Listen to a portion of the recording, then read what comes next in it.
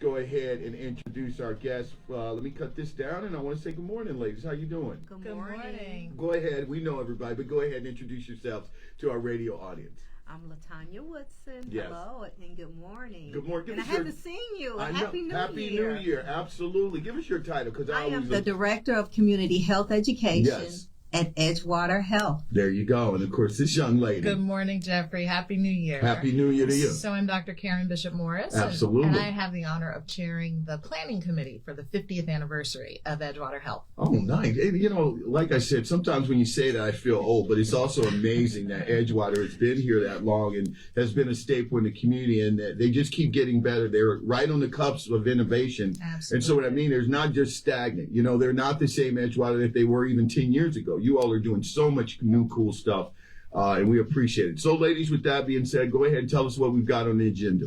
Well, we're going to be talking about, of course, our services, our programs, specifically our mind, body, and spirit.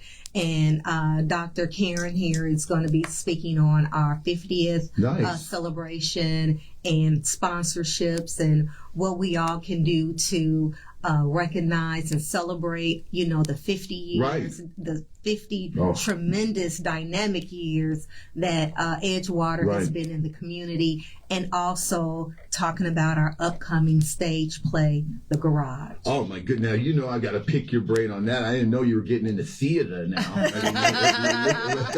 Look at you all. Doing big things. Exactly. But remind us about the mind, body, and spirit, because this is something that took place last year. Yes. I know Eve was a speaker. It was pretty successful. It was. The mind, body, and spirit has caused a tremendous stir in the community. Everyone has been talking about it.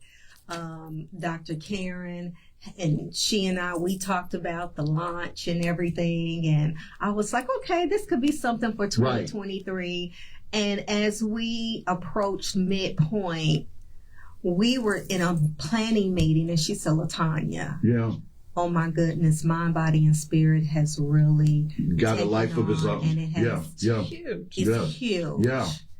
And it's in the middle of the day. I'm just so grateful and thankful, especially, you know, to the community, to the people that come out every third Thursday at 12 o'clock at our main campus. And the people that join us on social media. And we have addressed some strong topics. I know you have. Very strong That's topics. what I think is the selling point of it, because, you know, a lot of the people that participate are from the region, from the community. And so I think when you have these very provocative topics and people see that there are people from that they might have heard of or that they know that want to come out and kind of share and they have an opinion on these topics, I think people are interested, because one of the things that I think has been successful that you do is you connect people, you connect the dots, and you put faces to it. And so I think that's kind of the appeal, if you ask me. We've talked about grief. Yeah. Which is huge. You know? And I talked about it when we were going into the holiday. Exactly. Yeah. And this month, guess who's going to be our featured speaker? Who?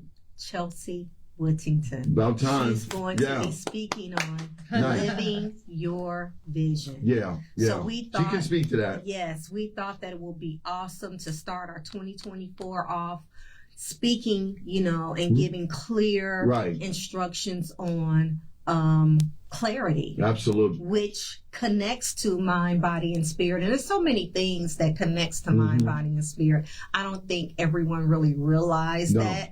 They think it's just going to the doctor, getting prescriptive drugs. And thinking good thoughts. And thinking, but it's more to that. It's more to it. To overall wellness. Yeah. And when, you know, Dr. Johnson, our CEO of Edgewater Health, she gave the charge that she really wanted to be a leader and a trailblazer as far as community education. Yeah. And that's what we're doing. Absolutely. And we're talking about Edgewater right now. We're going to get ready to talk to Dr. K in just a second, kind of find out some of the things. But I just want to kind of piggyback. I remember the last time we talked, we were starting to get into like Thanksgiving and the holidays and things like that. And one of the things, you know, going through, I had a personal tragedy that affected my life in 2023 as it related to suicide. And you and I had very deep conversation about those issues. And I talked about how appreciative I was for Edgewater and not just you all, but all the professionals out here that seek to provide resources. And so as we kind of start this show off on the other side, we're in a new year right now. I want to kind of, there are people that are coming off or are bringing some of that grief from 2023 into 2024. Yeah.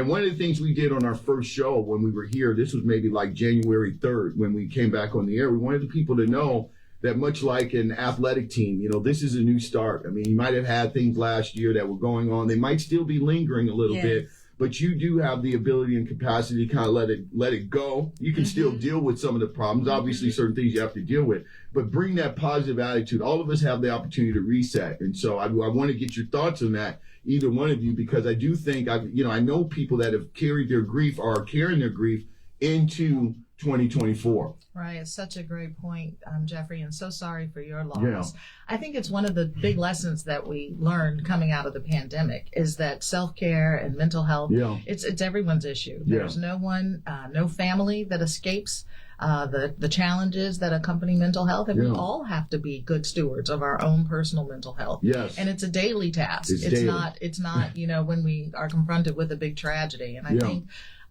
the point you make about Edgewater and all of the other professionals in the community, but we're here to talk about Edgewater. So Edgewater's just sort of stake in terms of helping out school districts and some of the diverse community stakeholders that you'll see at attending the Mind, Body, Spirit series in person. It really speaks to the fact that this is a need in our community. It is. And so we're just happy to be able to fill that gap. Well, we appreciate you kind of weighing in on that. So let's get to the Mind, Body, and Spirit and some of those things going on. As you said, you're going to be speaking at the 50th anniversary. So tell me what that's all about. Oh my gosh, it's huge. So it's June 1st, 2024, and the event space is in Chesterton, actually. Right. It's the Dunlin Falls Banquet and Meeting Center. Oh, we're so fancy. It's a little swanky, Jeffrey, I have to say. Yeah, it is. So we're thrilled to have that. But, I want to dial back for a quick second and just pick up on something you mentioned earlier when you introduced us. Yes. I don't think people really appreciate the footprint of Edgewater. Oh, my goodness. Edgewater Health is actually 10 locations. I found that out from her. I didn't even know that. 10 locations. And so a combination of obviously mental health and residential facilities as well as primary care. Yeah. And one of the things, again, that makes Edgewater Health unique in the community is that obviously the mental and behavioral health is in our DNA, right? Yes. That's who Edgewater is.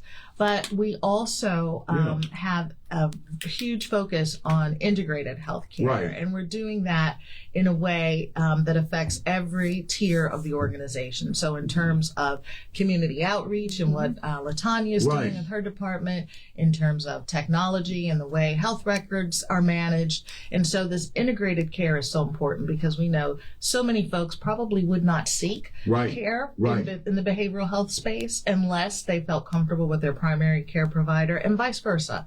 So now that's kind of interesting. Let me kind of stop you and ask you there because I remember when I was talking with you, LaTanya, a couple of times when you were on, and I was kind of shocked that you all had kind of expanded out of that space that we kind of kept you in. When we think of Edgewater, first thing you hear is obviously you think about mental health and dealing with things like that, but you have kind of expanded into other aspects of the healthcare space. What I want to ask you, Dr. K, is how have you all also become supporters, partners? Because obviously, Methodist, North Lake, I can go on with regional hospitals that don't necessarily, while they might have an on-staff psychiatrist or psychologist, somebody in that behavioral health, they might not have the total capacity and the tools necessary to really deal hands-on with that problem that's diagnosed. And so I would assume that they refer themselves or the clients to you.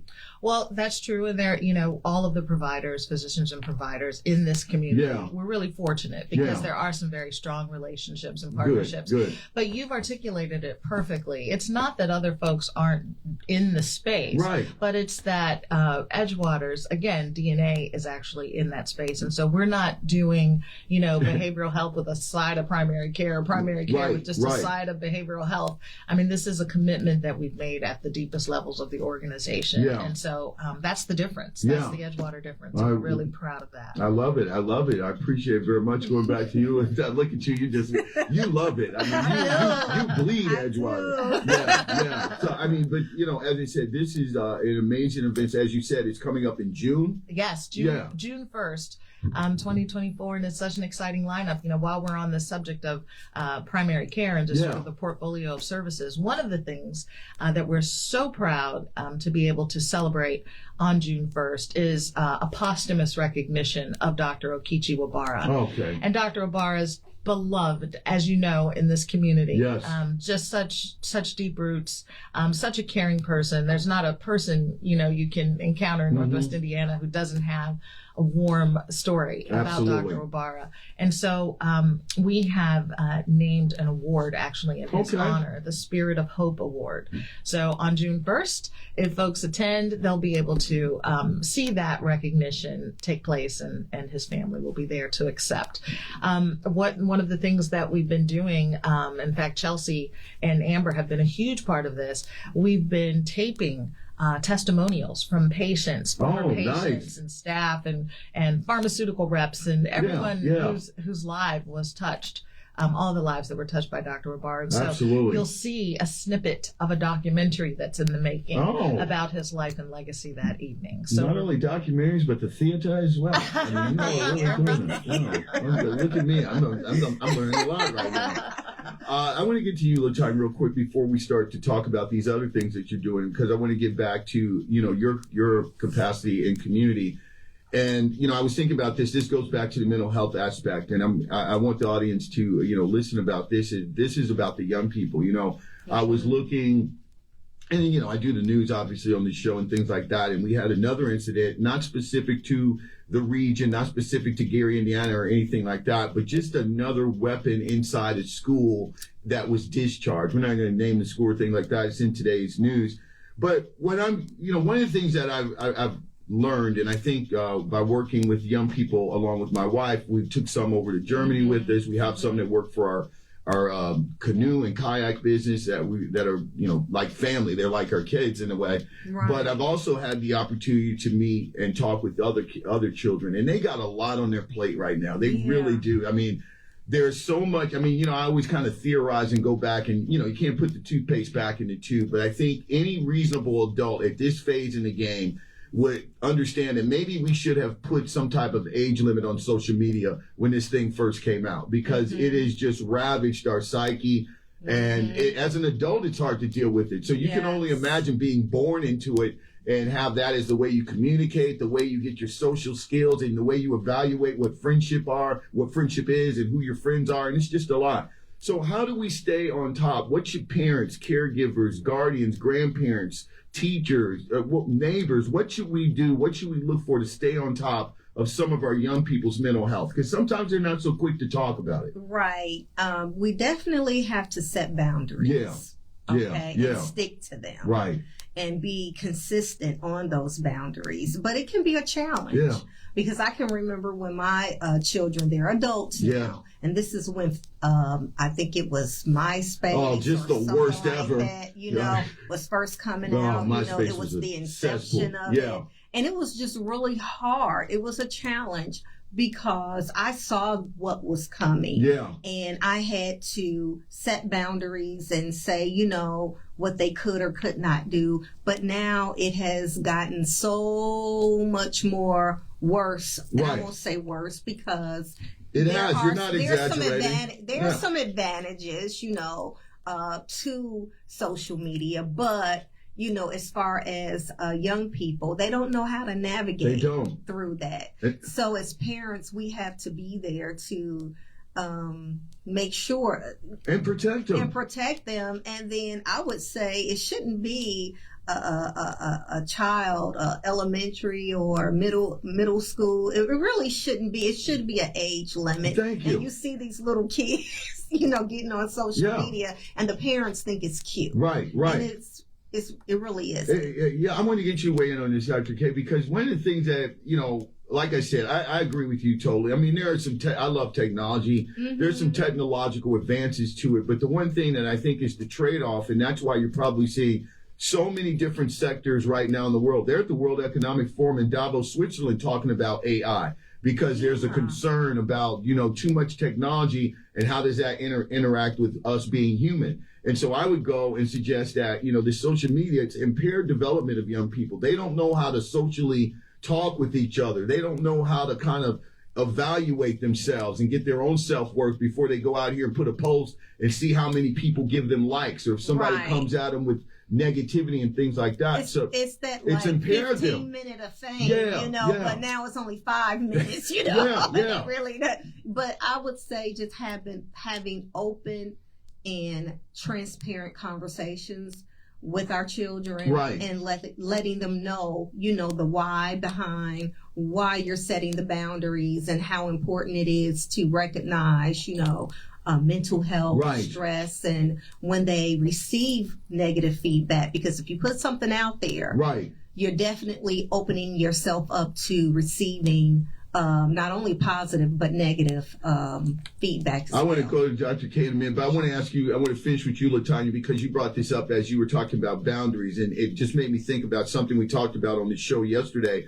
But it was a different topic that got us going down this road, and we were talking about working at home and versus going into the office and how everything has changed about that, and people were reminiscing about when we were growing up, what it was like when you came home, or when your mom came home, or when your dad came home. He had to have maybe 15 minutes in which your mom told you to kind of just leave him alone. He would, have his favorite coffee or have his, afternoon cocktail. He'd get the paper. The mail was on the kitchen table, and he went into the den and kind of read it over. And then he would come to the kitchen table and basically take court. That would be when you kind of came, and it was an opportunity as a family. I'm an only child, but I saw it in other families as well. But in my house, when my parents, both teachers and principals, when they came home, there was this little space where we were all at the kitchen table. And that was kind of where they gave me the once over, where they were seeing how I was looking and what was going on. And I could kind of see what the vibe was in the house. And so going to your point, do we need to bring that back even with the technology, where everybody just kind of sets their phones aside, let's go have a meal, and then let's talk? So yes, and I'm so antsy over here. Go ahead. I want you in on this. I want you in. And for a couple of reasons. One, I just want to echo something that LaTanya was saying, and remind folks of, again, Edgewater's sort of footprint in the community. Yeah. This is one of the things you referenced, the unfortunate shooting yesterday, but this is one of the things Edgewater has been, religious to, is actually partnering with school districts in that way to actually go in and deliver on-site counseling services to students as well as staff. But one of the things, one of the most exciting initiatives I think that we have afoot at the moment is in September, Edgewater Health Organization was named a community backbone organization for the My Brother's Keeper Alliance. I could see that. And folks probably know that the My Brother's Keeper Alliance is sponsored by the Obama Foundation. No, I didn't know that. And this is an initiative that President Obama started back in 2014, actually in response to the shooting of Trayvon Martin. Okay. And the charge was, and the challenge was to communities to kind of mobilize, strategize, organize, and find out ways to have a real impact, a population-level impact on boys and young men of color in the community. So all of the things that you're saying, Jeffrey, about, that was exactly the scene in my household growing up. Unfortunately, some of that structure has kind of gone away. Yeah, it has. And so the beauty of this initiative, we're actually My Brother's Keeper, Lake County, Indiana, is that we have organized to do just that. We have about 55 men from all over Lake County. This initiative is chaired by Bernard Carter, the Lake County prosecutor. My guy, that's what I do. Absolutely. And he's also an Edgewater Health board member. But it was really his idea back a year ago when we started talking about the runway to the 50th. Yeah. How do we position ourselves to be successful for the next 50 years? Exactly. We have all these achievements, from 1974 forward, but what can we do to really have a transformative impact on the community? And so we're building building this community ecosystem. Yeah. We have Dr. Steve Simpson, who's really our partner in this That's work. my guy, Dr. Simpson. Retired pediatrician, founder of the Gary Literacy Coalition. Not former neighbor. Oh, he's wonderful. I'll tell him you said hello. Yeah. But we also have folks like Marcus Williams, who's works with Mike Brown down in the county. Yep. Attorney Roy Dominguez, Lupe Valtierra, Attorney Michael Tolbert, Dr. Ed Williams. A lot of folks know that name. So Roosevelt Haywood. So these are systems leaders who have some experience, and absolutely have the commitment and the passion to be able to institute change, again, at this population level. Yeah. And so we're focusing on a few milestones. Mm-hmm. Milestone 1 is pre-K. Yes. So pre-K, all of the social and emotional and sort of pre-learning and academic things to get students ready to enter school. Right. Milestone number 2 is to make sure that students in Lake County are reading at grade level by 3rd grade, because we know the importance of those 2 milestones. Yes. Folks who go to pre-K, we know they have a much more likely chance of graduating from high school, of course, yes. Gaining gainful employment after high school, and we also know this is the mind-blowing thing. I mean, there are studies that prove this. Yeah. Folks who go to pre-K are 10 times more likely to vote. Oh, absolutely. So let me ask you this. Life-changing. And I've talked about this with people at the state level, and I love Indiana. I've lived other places, but there are sometimes I do have to wrap my head around states that, and I get it. It's political funding where you have the average age where you have to go to school at 7. And we're in the 21st century and things like that. But getting beyond that, when it comes down to pre-K, because I went to a 3-year-old program, a 4-year-old program, and obviously then kindergarten and then the rest.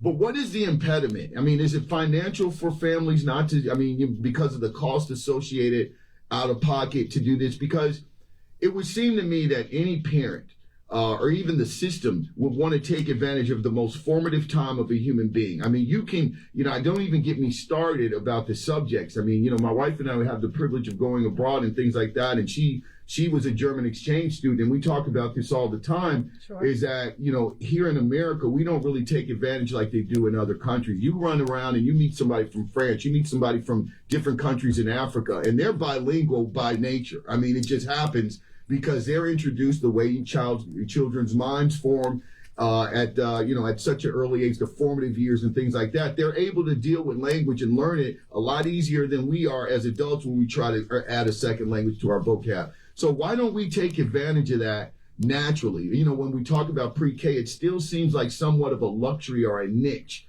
when it should just be kind of like the given? It's such a fantastic question, and this is why Edgewater as a community backbone can be so helpful in this position. So there are a number of barriers. One is access. Sometimes there are just not enough pre-K classrooms in a particular neighborhood. I got you.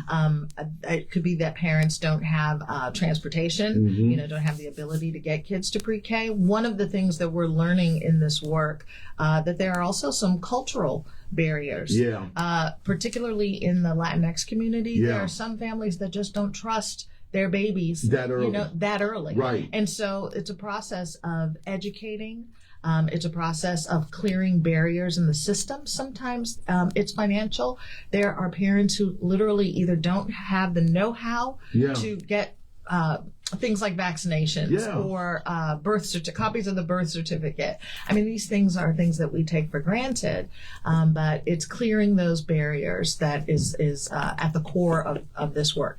And one of the things I want to make really clear about MBK Lake County is that this My Brother's Keeper initiative is not trying to replace or duplicate any of the fine work that's already happening in the community. There are organizations that have been doing work in these groups far longer than we have, far better than we ever can. And so that is not the goal. Right. Edgewater as a backbone is just facilitating communication, making sure the left hand knows what the right hand is doing, facilitating access to resources, steering outreach for legislative action. Yeah, those kinds of things that can help community organizations do their best work.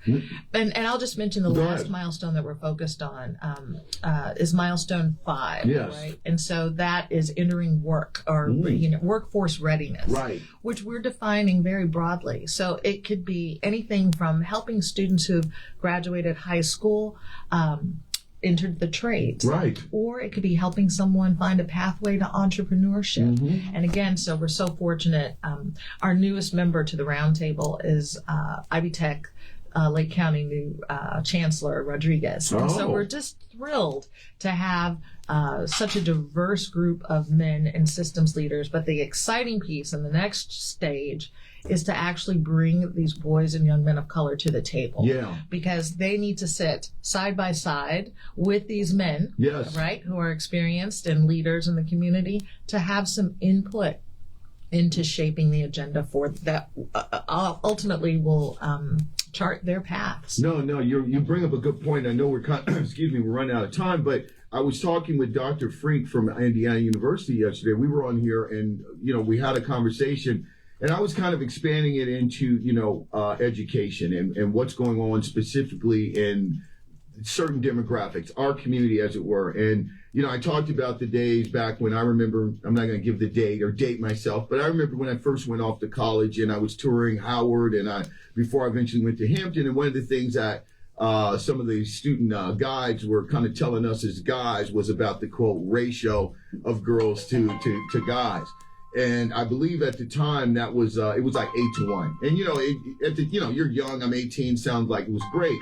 But in the end, it made me think, as we hear these numbers now, where it's like, I was talking to somebody who had gone down to the reunion in Hampton. They were telling me that it's like 13-1 now. And so what I got from that is there's something different going on here. And that is that more young ladies, more black women are going to higher education and more guys aren't.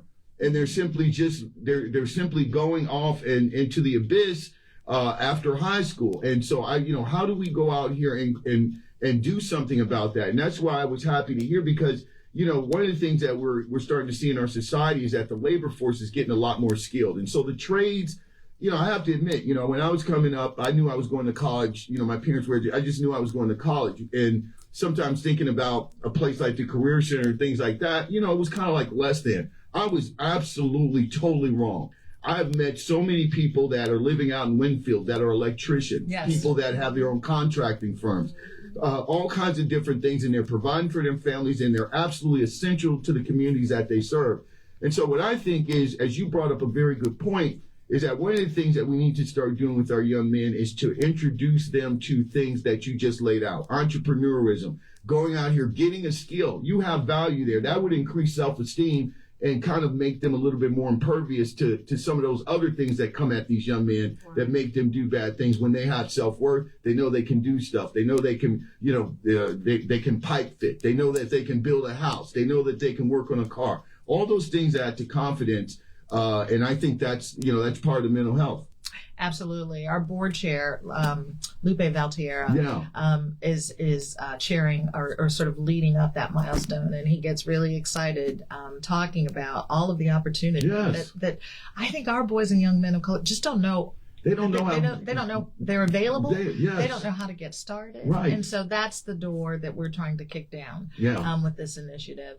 And the last point I'll make about My Brother's Keeper, Lake County, is that we're also going to be My Sister's Keeper. I like that too. As soon as we get My Brother's Keeper, let's get the men straight, then we come out this. That's right. We're not leaving the young women and girls behind. Yep. So, but we definitely want to talk about the garage. Yeah, let's go ahead and get that in, please. Okay. So. As you say, Edgewater is presenting an amazing stage performance, and it's so exciting to be able to.